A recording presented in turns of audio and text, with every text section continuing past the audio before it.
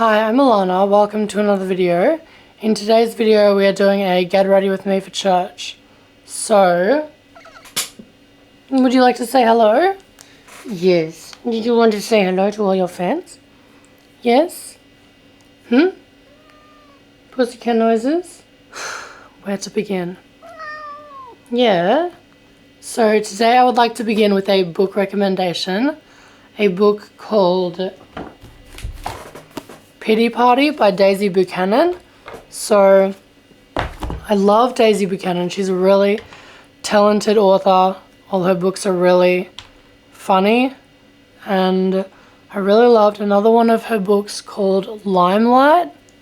So this book, Pity Party, is about a girl who loses her husband.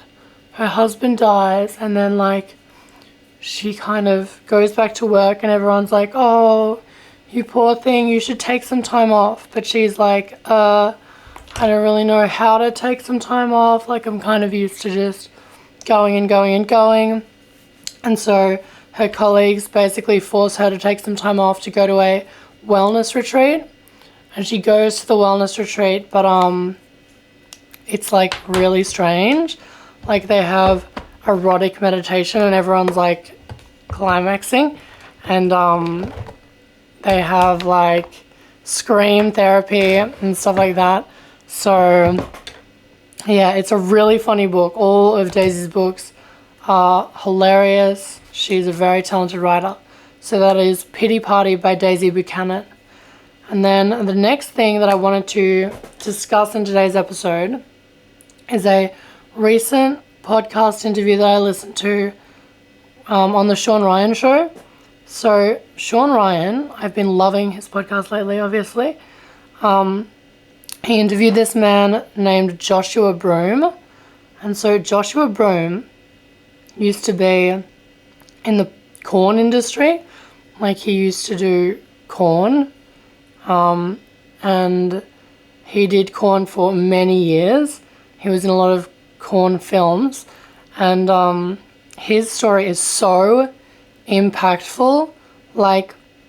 He talks about how dark that world of porn is. He got into it when, I think he said he moved to LA and he wanted to be an actor, and then there must be these corn producers preying on people basically, and they said, do you want to be in some corn films? And he was like, oh, not really, but I'm open to it.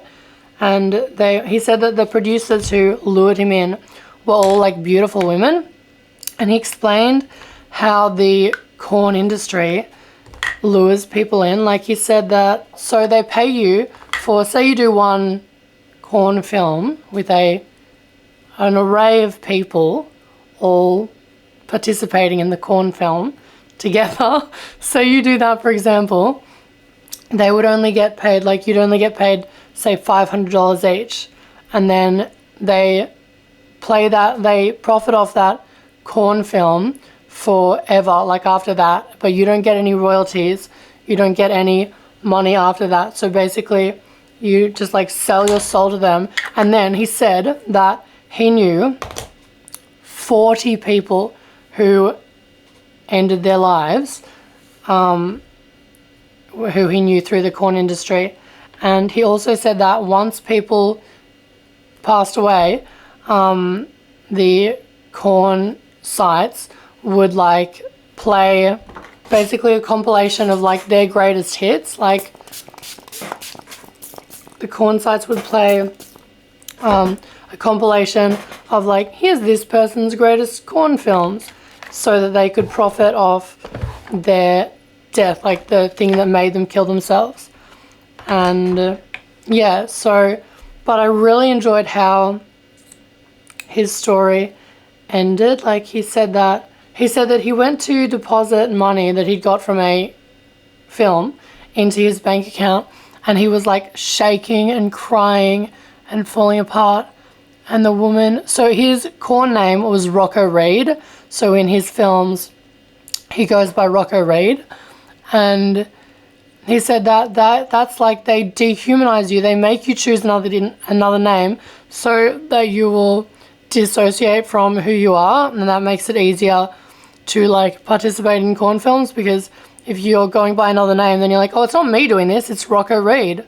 And so he said that he went to the bank to deposit some money that he'd made from a film, and he was like shaking and crying, and the woman, the teller at the bank, put her hand on his shoulder and she said, "Is everything okay, Joshua?" And that was the first time he'd heard his name in 2 years. And he said that he like ran home and called his mum, and his mum said, like, "You're my son, you'll always be my son, I'll always love you no matter what you're doing." And then the best part is how the story ends.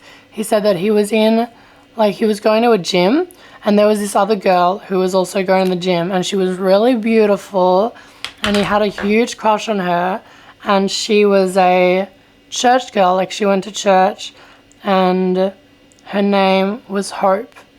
And he kept like trying to get a date with her, and then eventually she said, "Okay, look, I'm going for a run. You can come on this run with me if you want, so be here at this time." And he went and he met up with her, and they walked and were talking and walking for like 2 hours, and he just told her everything. Like, he just poured his heart out to her and told her the truth about everything, about his past and what he'd done and like how broken he was. And then this girl, Hope, told him about Jesus. And so after 5 days of knowing her, he gave his life to Jesus, and then he ended up marrying Hope, and they had children together. And I love that story. It was so beautiful. And then also he said that when they had their first child together, they made an announcement on Facebook or whatever, and someone literally, as soon as he made that announcement, someone like sent his corn films to all of his like family and friends, just trying to like sabotage him, which is just the cruelest, most unimaginable thing to do. And so, yeah, but I really like that beautiful story of Joshua Broome finding hope. I think it illustrates that you can find hope even in the darkest of places. And so I would highly recommend you listen to that interview with Joshua Broome on the Shawn Ryan Show. Okay. Thank you for getting ready with me for church today. Happy Mother's Day. You're beautiful. You're perfect. I love you. God bless you. If you're new, don't forget to like and subscribe to my channel.